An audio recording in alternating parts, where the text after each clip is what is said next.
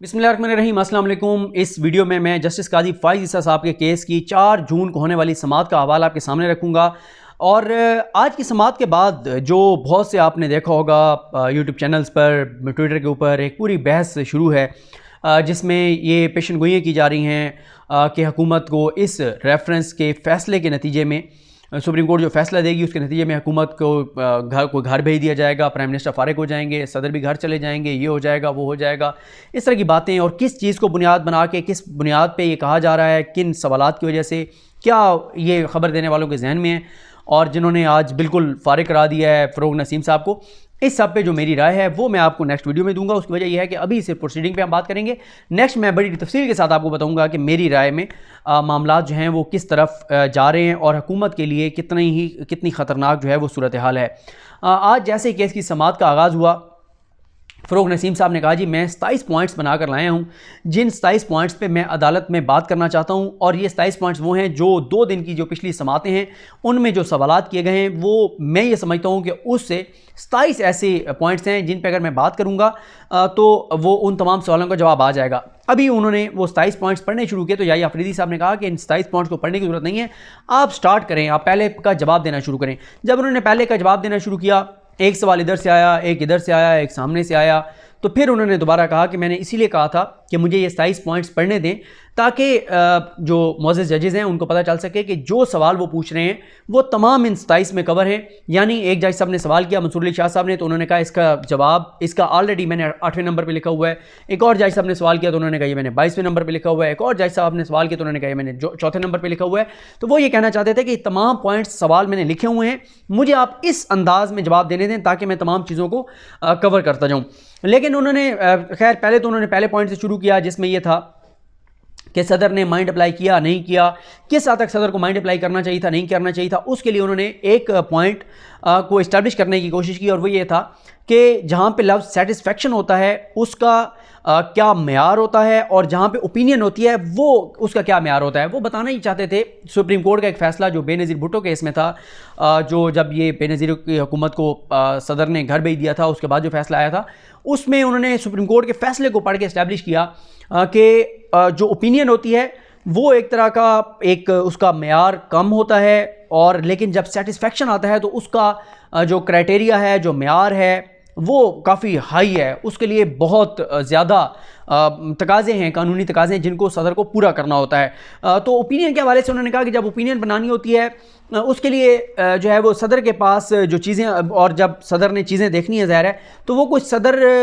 उन्होंने कहा कि सदर पाकिस्तान वो डेंटिस्ट हैं, प्राइम मिनिस्टर ठीक है ऑक्सफोर्ड से पढ़े हुए हैं लेकिन वो क्रिकेटर रहे हैं, पॉलिटिशियन हैं। तो पूरी एक हायरार्की होती है, पूरा एक सिस्टम होता है, एक निज़ाम होता है, नीचे से जो है वो ब्यूरोक्रेसी से, इदारों से चीज़ें बनती हैं, शुरू होती हैं, फिर वो सेक्रेटरी के पास जाती हैं, सेक्रेटरी के पास बाद वो वज़ीर के पास आती हैं, वज़ीर के बाद वो काबीना के पास, वज़ारत कानून के पास, अटॉर्नी जनरल पाकिस्तान के पास, इन तमाम जगहों से हो के जब वो काबीना के पास पहुँचती हैं, वहाँ डिस्कस होती हैं, प्राइम मिनिस्टर उसकी मंजूरी देते हैं, फिर वो सदर के पास जाती हैं। तो वो जो मैं समझाऊँ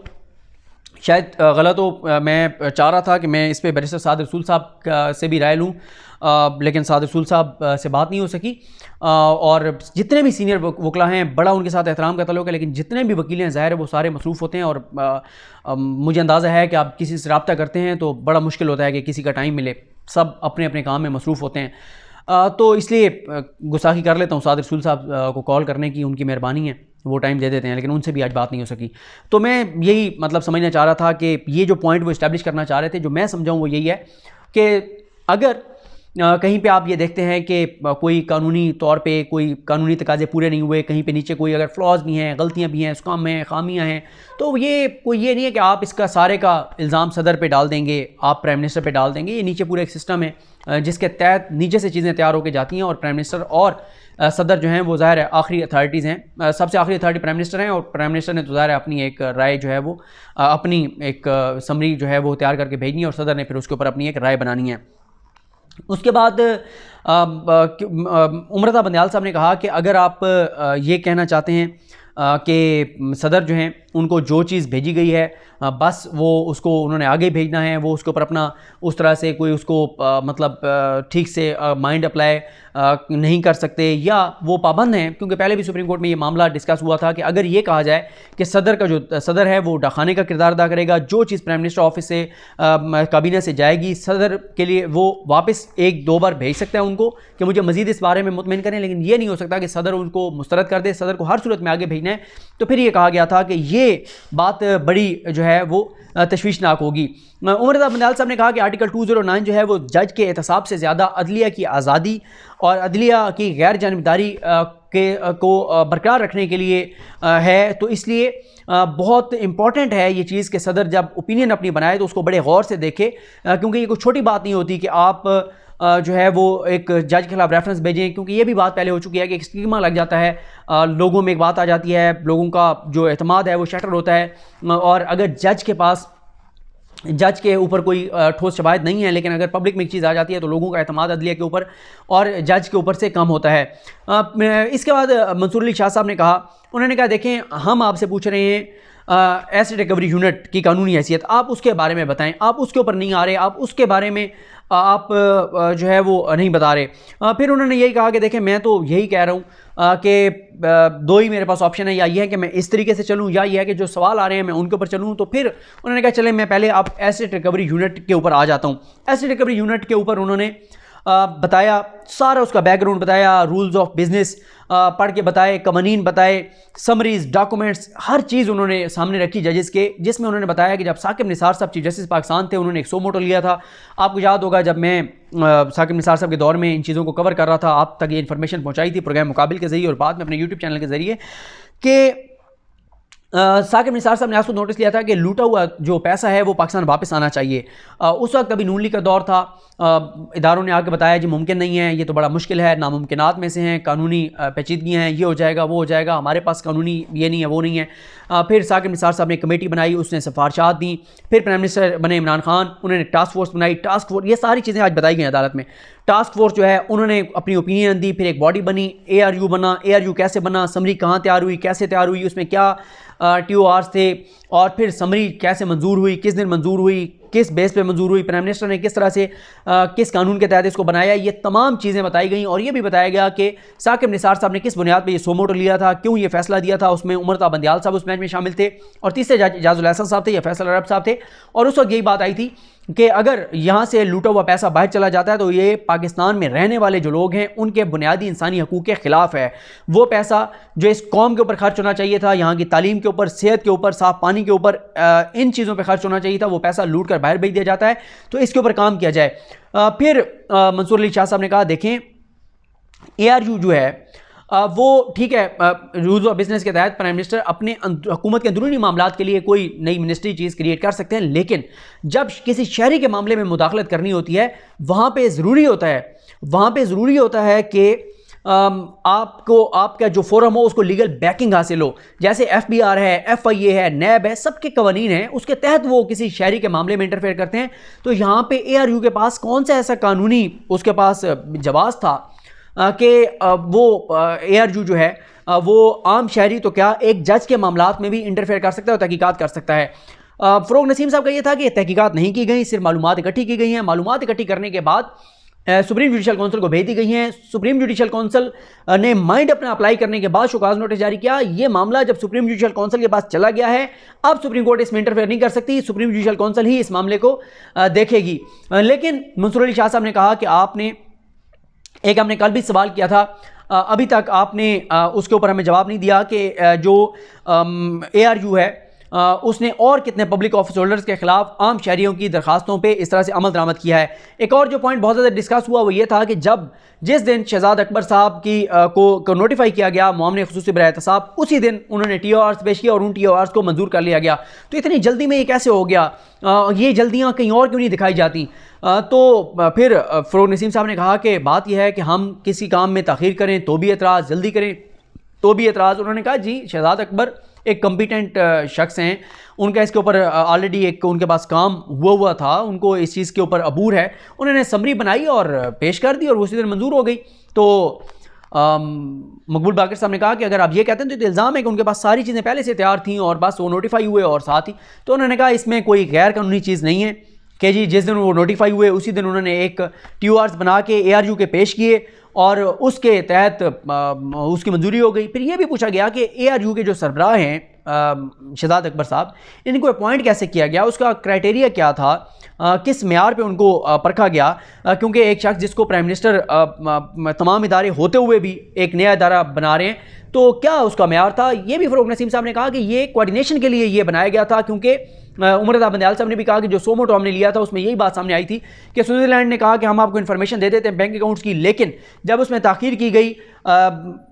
उनसे उस टाइम फ्रेम में रब्ता नहीं किया गया, तो उसका नुकसान ये हुआ कि वो टाइम गुजर गया और उसके बाद हमें वो मालूमात नहीं मिल सकी। तो ये कहा गया फ़रोग नसीम साहब की जानिब से कि जो ARU है, एसिड रिकवरी यूनिट है, इसमें इंटरनेशनल लॉज को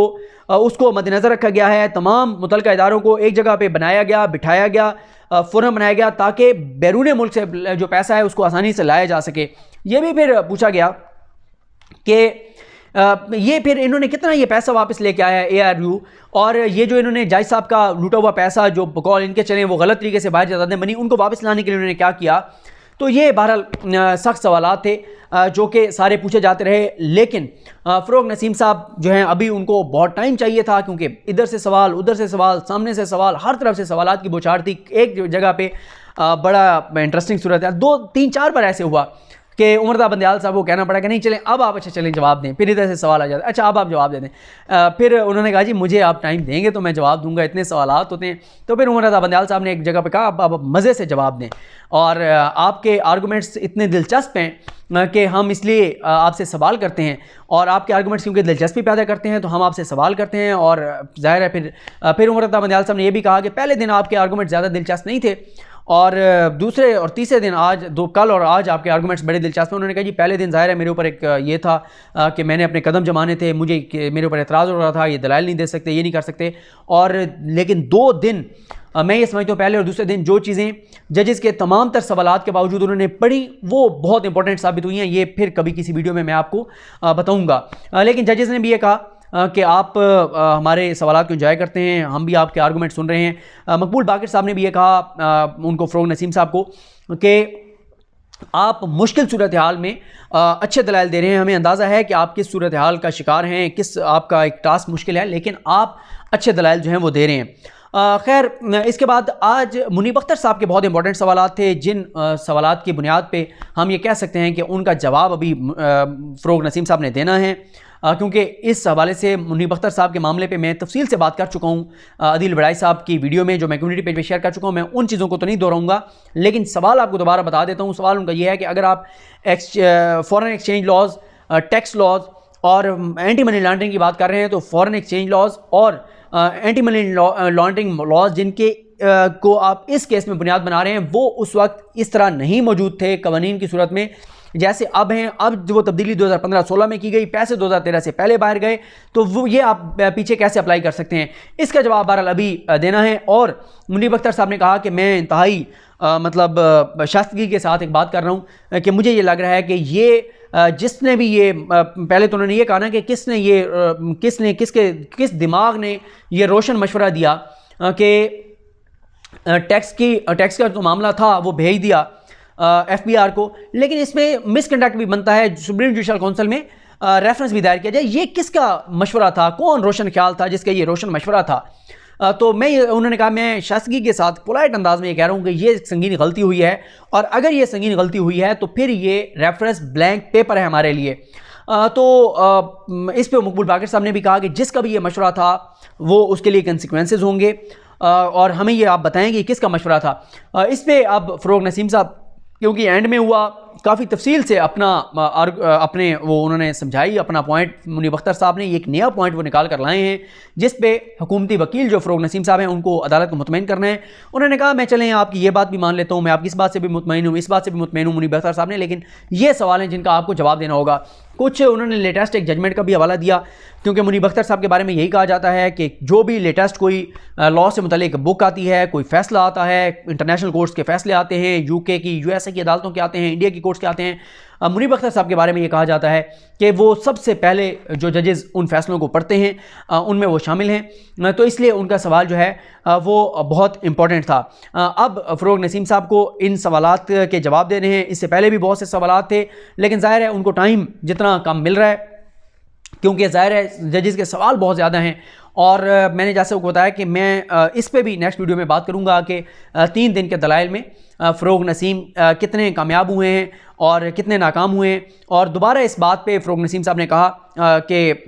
सुप्रीम जुडिशल काउंसिल के पास मामला पहुंच चुका है, शोकाज़ नोटिस जारी हो चुका है, अब वो इस मामले को देखेंगे। अदालत ने अभी इस पॉइंट पे भी डिस्कशन करनी है कि अगर रेफरेंस को खारिज कर दिया जाता है, कलअदम करार दे दिया जाता है, तो फिर भी सुप्रीम जुडिशल काउंसिल अज़ खुद इख्तियारात के तहत इस मामले को आगे बढ़ा सकती है या नहीं बढ़ा सकती, और क्या ये हो सकता है कि ये रेफरेंस सुप्रीम जुडिशल काउंसिल को भेज दिया जाए और सुप्रीम जुडिशल काउंसिल ही ये भी देख ले कि ये बदनीयती पे मबनी है या नहीं है। ये समाअत का अहवाल था। मैंने कोशिश की तमाम पॉइंट्स को कवर करूँ, अभी कुछ रह गए होंगे। नेक्स्ट किसी वीडियो में अगर वो कोई सवाल उस हवाले से कोई आपके कमेंट्स में आएंगे तो ज़रूर उस पर बात होगी। मुझे अपनी दुआ में याद रखें। अल्लाह करीम हम सब का हमें नसरो। अल्लाह हाफ़िज़।